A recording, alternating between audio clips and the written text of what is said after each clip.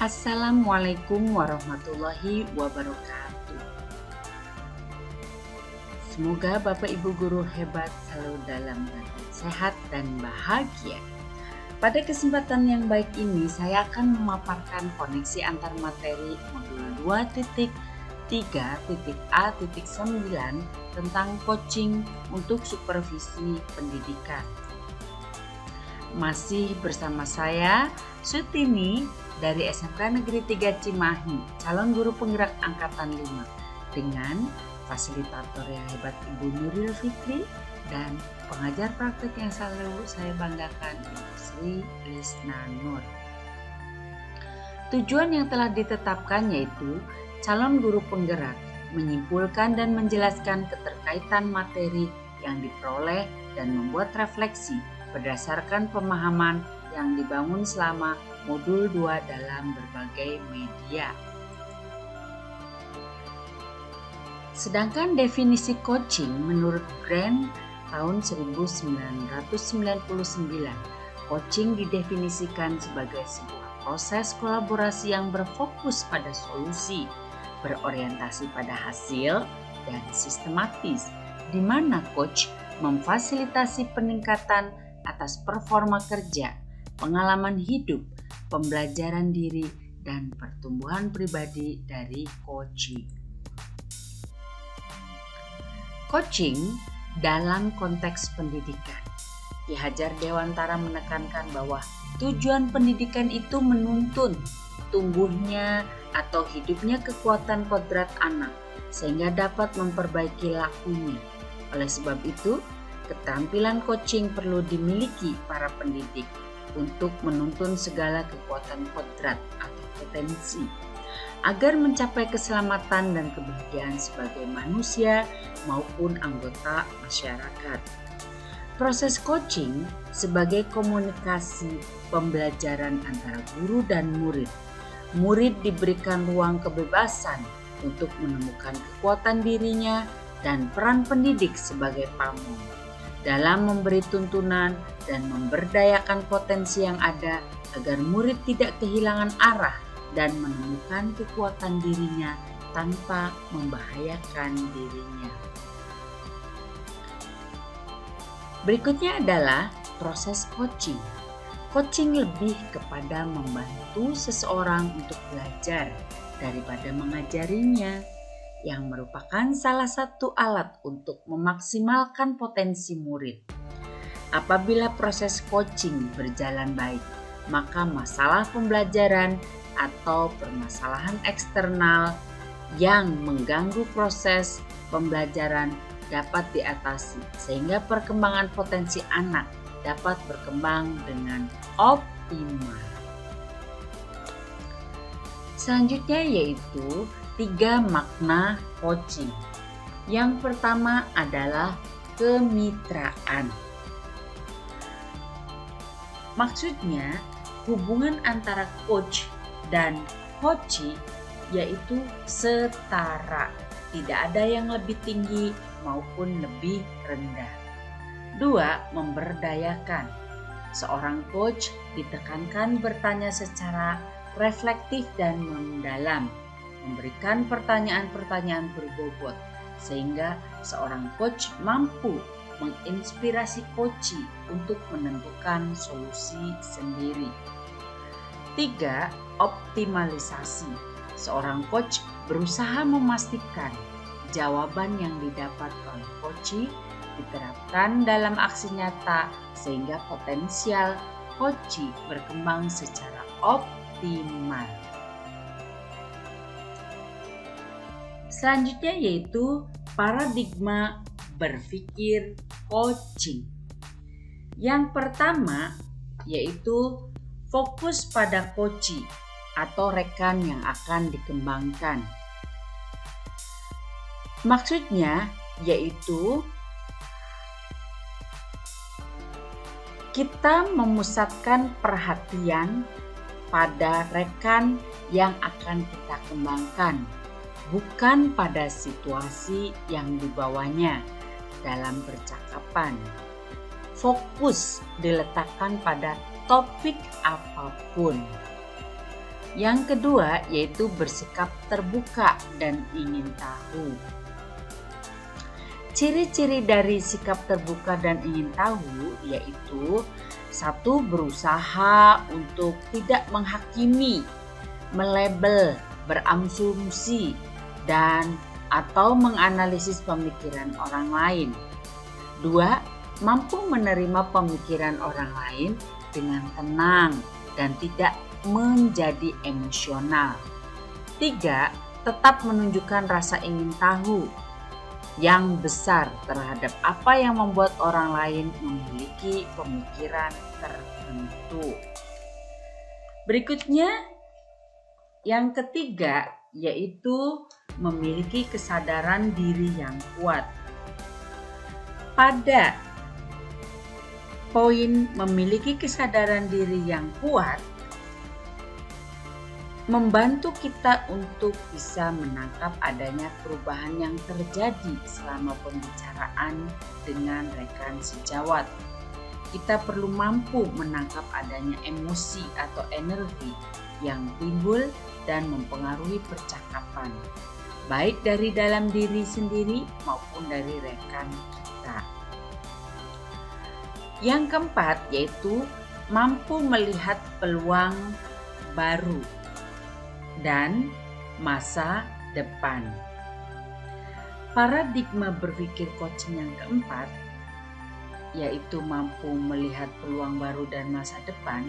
Kita harus mampu melihat peluang perkembangan yang ada dan juga bisa membawa rekan kita melihat masa depan. Coaching mendorong seseorang untuk fokus pada masa depan. Karena apapun situasinya saat ini, yang masih bisa diubah adalah masa depan. Coaching juga mendorong seorang untuk fokus pada solusi, bukan pada masalah. Karena pada saat kita berfokus pada solusi, kita menjadi lebih bersemangat dibandingkan jika kita berfokus pada masalah. Prinsip coaching meliputi kemitraan. Di sini bahwa kemitraan berarti setara, tidak ada yang lebih tinggi maupun yang lebih rendah. Berikutnya yaitu yang kedua, proses kreatif. Proses kreatif ini dilakukan melalui percakapan. Satu, itu terjadi percakapan dua arah. Kemudian memicu proses berpikir coaching dan memaksimalkan atau memetakan dan menggali situasi coaching untuk menghasilkan ide-ide baru.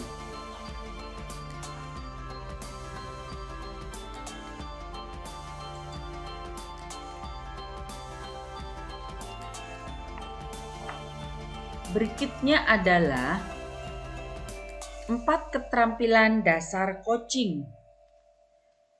Yang pertama yaitu keterampilan membangun. Dasar proses coaching. 2. Keterampilan membangun hubungan baik. 3. Keterampilan komunikasi. Dan 4. Keterampilan memfasilitasi pembelajaran.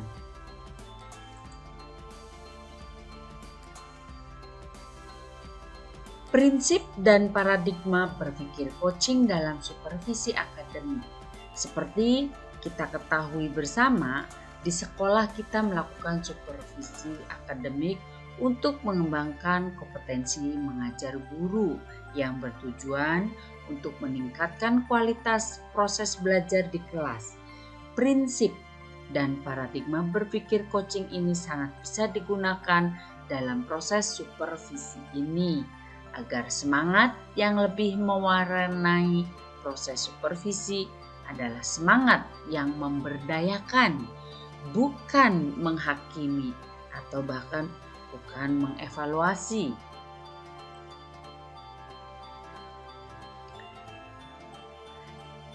Ada 3 kompetensi inti coaching. Yang pertama yaitu kehadiran penuh atau presence. Adalah kemampuan untuk bisa hadir seutuhnya bagi coachee. Kemudian yang kedua yaitu mendengarkan aktif. Keterampilan mendengarkan dengan aktif atau sering kita sebut dengan menyimak. Seorang coach yang baik akan mendengarkan lebih banyak dan lebih sedikit berbicara. Selanjutnya yang ketiga yaitu mengajukan pertanyaan berbobot.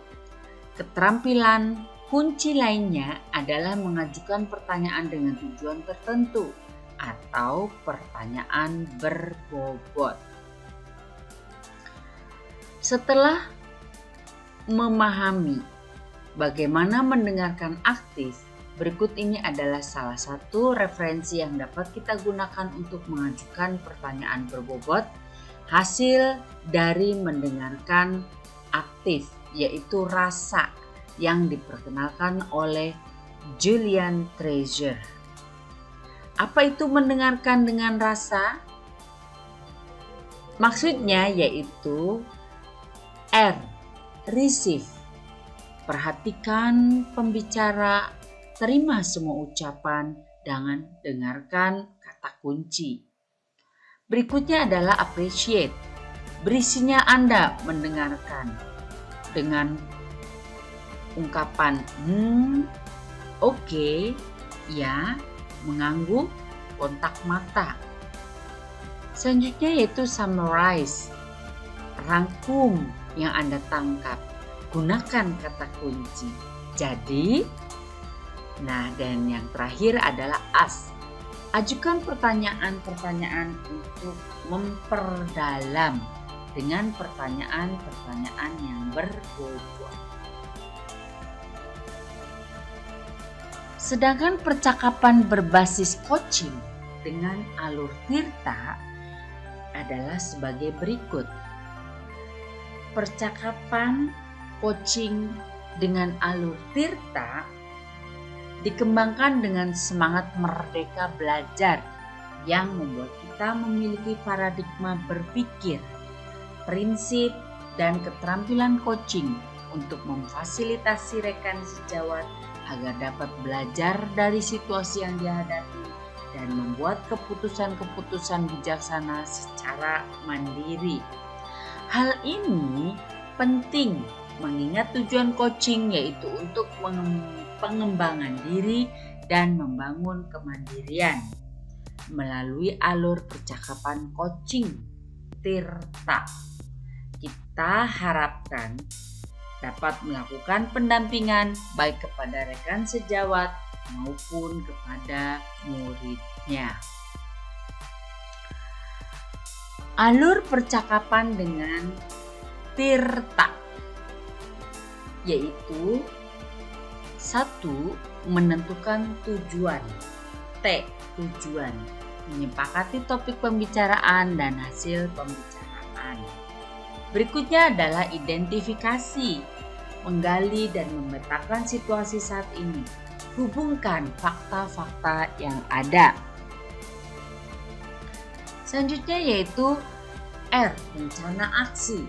Mengembangkan ide untuk alternatif rencana aksi atau solusi.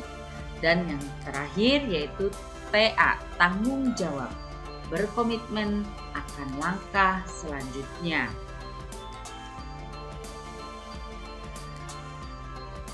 Sedangkan supervisi akademik dengan paradigma berpikir coaching. Beberapa prinsip-prinsip supervisi akademik dengan paradigma berpikir coaching itu meliputi 1. Kemitraan, proses kolaborasi antara supervisor dan guru. 2. Konstruktif, bertujuan mengembangkan kompetensi individu. 3. Terencana. 4. Reflektif. 5. Yaitu objektif. Seluruh data atau informasi diambil berdasarkan sasaran yang sudah disepakati. 6. Berkesinambungan. Dan terakhir 7, komprehensif, yaitu mencakup tujuan dari proses supervisi akademik. Supervisi akademik dengan paradigma berpikir coaching pada tahap pelaksanaan diisi dengan kegiatan berdasarkan teknik dan model yang dipersiapkan. Kegiatan bervariasi dari kegiatan individu dan atau berkelompok. Salah satu bagian dalam tahapan pelaksanaan supervisi akademik adalah observasi pembelajaran di kelas atau yang biasanya kita sebut sebagai supervisi klinis. Ciri kegiatan supervisi klinis yaitu 1. Interaksi yang bersifat kemitraan. 2. Sasaran supervisi berpusat pada strategi pembelajaran. 3. Siklus supervisi klinis yaitu meliputi pra-observasi, observasi kelas, dan pasca observasi. 4. Instrumen observasi disesuaikan dengan kebutuhan. 5. Objektivitas dalam data observasi, analisis, dan umpan balik. 6. Analisis dan interpretasi data dukungan bersama-sama melalui percakapan guru dan supervisor. 7. Menghasilkan rencana perbaikan pengembangan diri. Dan terakhir ke-8 merupakan kegiatan yang berkelanjutan.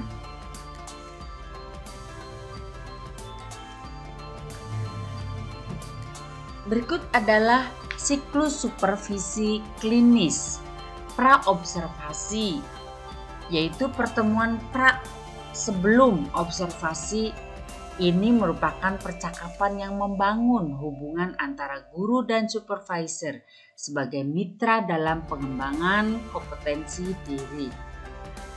Langkah selanjutnya adalah observasi, aktivitas kunjungan kelas yang dilakukan oleh supervisor.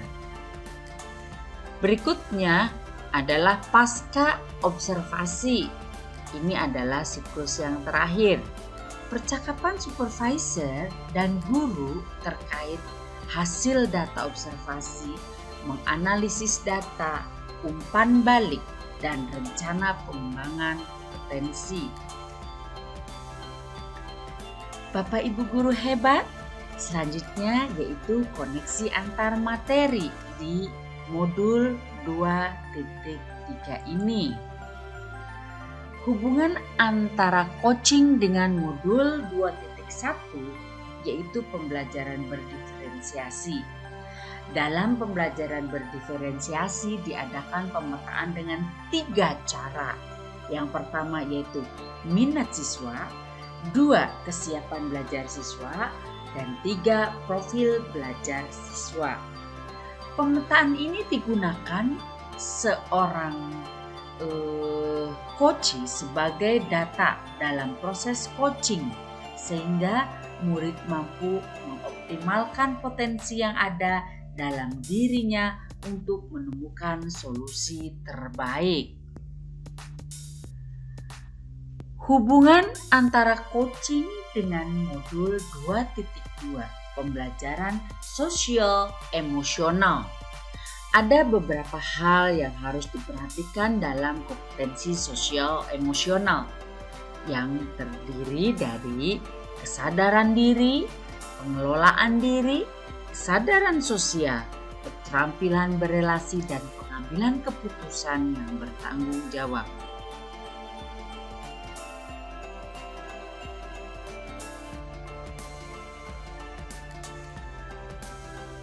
Kompetensi sosial emosional digunakan seorang pendidik sebagai coach dalam proses coaching terhadap coachee agar terjadi pengendalian diri dan emosi untuk coach dan coachee serta menimbulkan rasa empati dan rasa sosial serta mengambil keputusan yang tepat. Coaching dalam pendidikan. Dalam konteks pendidikan, salah satu proses yang sangat penting dilakukan di sekolah yaitu melalui proses coaching. Dapat menuntun kemerdekaan belajar murid untuk mengeksplorasi dirinya guna mencapai tujuan pembelajaran dan memaksimalkan potensinya. Berikut adalah pertanyaan di koneksi antar materi ini, yaitu bagaimana peran Anda sebagai seorang coach di sekolah dan keterkaitannya dengan materi sebelumnya di paket modul 2, yaitu pembelajaran berdiferensiasi dan pembelajaran sosial emosional. Pada pembelajaran berdiferensiasi terdapat proses coaching antara guru dan murid. Seorang guru bertindak sebagai coach. Hal ini dikarenakan prinsip-prinsip coaching yaitu kemitraan, proses kreatif, dan memaksimalkan potensi. Pada diferensiasi proses, guru sebagai coach menerapkan prinsip kemitraan dan memaksimalkan potensi. Selanjutnya, pada diferensiasi produk, seorang guru sebagai coach menerapkan proses kreatif dengan memberikan kebebasan tagihan bentuk produk yang akan dikumpulkan. Namun, pendidik sebagai pamong memberikan tuntunan dan arahan agar murid lebih terarah. Melalui proses coaching ini, guru dapat membantu murid mencapai tujuannya, yaitu kemerdekaan dalam belajar. Pertanyaan yang kedua yaitu bagaimana keterkaitan keterampilan coaching dengan pengembangan kompetensi sebagai pemimpin pembelajaran. Ki Hajar Dewantara menekankan bahwa tujuan pendidikan itu menuntun tumbuhnya atau hidupnya kekuatan kodrat murid atau kodrat anak sehingga dapat memperbaiki lakunya.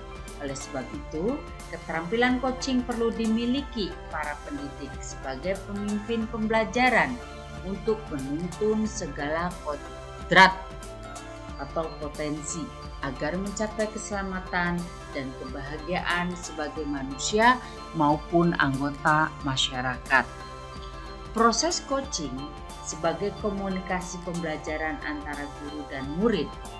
Murid diberikan ruang kebebasan untuk menemukan kekuatan dirinya dan peran pendidik sebagai pamong dalam memberikan tuntunan dan memberdayakan potensi yang ada agar murid tidak kehilangan arah dan menemukan kekuatan dirinya tanpa membahayakan dirinya. Bapak Ibu guru hebat, berikut adalah refleksi terhadap kegiatan coaching di sekolah. Melalui proses coaching ini, membantu saya sebagai seorang guru dalam menuntun segala kekuatan kodrat murid sehingga dapat memperbaiki lakunya. Melalui proses coaching, saya juga sebagai guru dapat membantu murid memperoleh kemerdekaan belajar dalam pembelajaran di sekolah dengan mengaktifasi kerja otak murid dengan memberikan pertanyaan-pertanyaan refleksi.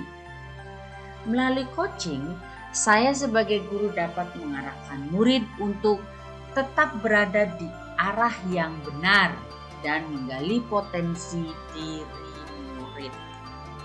Sedangkan refleksi modul 2 secara keseluruhan adalah sebagai berikut. 1. Setiap murid memiliki potensi dan kebutuhan belajar yang berbeda-beda, sehingga setiap guru harus mampu memenuhi kebutuhan belajar tersebut dengan pembelajaran berdiferensiasi. Pembelajaran diferensiasi adalah wujud nyata pembelajaran yang berpihak pada murid. Berikutnya yaitu 2. Dalam penerapan pembelajaran berdiferensiasi, murid tidak hanya mampu mencapai kompetensi yang diharapkan, tetapi juga mampu memiliki kompetensi sosial emosional mulai dari kesadaran diri, pengelolaan diri, kesadaran sosial, resiliensi, dan pengambilan keputusan yang bertanggung jawab agar mampu memaksimalkan potensi yang dimilikinya sehingga tercapai well-being seorang murid. 3. Untuk dapat mengenali, memetakan murid berdasarkan kesiapan belajar, profil dan gaya belajar murid, maka kemampuan berkomunikasi asertif dan menjadi pendengar yang aktif dapat diperlukan agar terjadi proses interaksi positif antara guru dan murid. Proses komunikasi interaktif ini dapat dilakukan dengan praktek coaching, sehingga guru mampu mengoptimalkan potensi murid agar dapat memecahkan permasalahannya. Yang terakhir yaitu keempat, baik pembelajaran berdiferensiasi, pembelajaran berbasis kompetensi sosial emosional, dan kemampuan melakukan coaching adalah proses penting yang dilakukan oleh guru yang mengarah pada perwujudan pembelajaran yang berpihak pada murid dan memerdekakan murid. Ya Bapak Ibu guru hebat, demikianlah pemaparan saya tentang koneksi antar materi modul 2.3 coaching untuk supervisi pendidikan. Terima kasih atas perhatian seluruh Bapak Ibu guru hebat. Semoga bermanfaat. Saya Sutini, calon guru penggerak angkatan 5 dari SMK Negeri 3 Cimahi. Tergerak, bergerak, menggerakkan pendidikan menuju Indonesia maju. Wabillahi taufiq wal hidayah. Wassalamualaikum warahmatullahi wabarakatuh.